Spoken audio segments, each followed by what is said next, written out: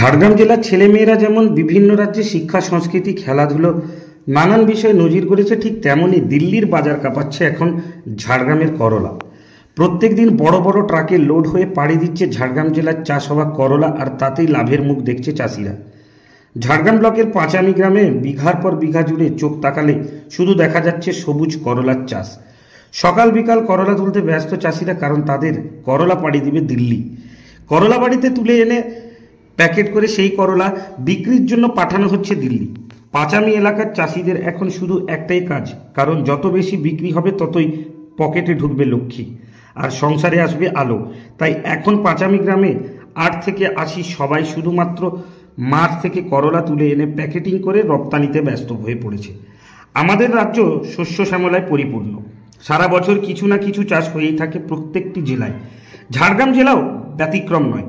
এই জেলা কৃষি প্রধান জেলা, সারা বছরই নানান চাষবাস করে থাকেন এলাকার চাষিরা, যার বেশিরভাগই ধান চাষ হয়।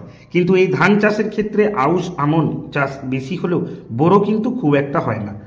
আর তখনই এই সময় ধান চাষের পাশাপাশি নানান ধরনের সবজি ফলের চাষে মেতে ওঠেন চাষিরা। ঠিক তেমনই ঝাড়গ্রাম ব্লকের পাঁচামি এলাকার চাষিরা এখন করলা চাষে মেতে উঠেছে। তারা তাদের চাষের করলা যেমন স্থানীয় বাজারে বিক্রি করছে, ঠিক তেমনই ভিন রাজ্যেও বিক্রির জন্য দিন রাত এক করে দিচ্ছে।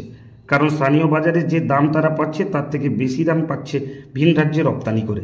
তাই এখন ঝাড়গ্রামের মাটিতে চাষ হওয়া করলা দিল্লির বাজারে পাড়ি দিতেই এই করলাই যেন চাষিদের কাছে সোনার ফসলে পরিণত হয়ে গেছে।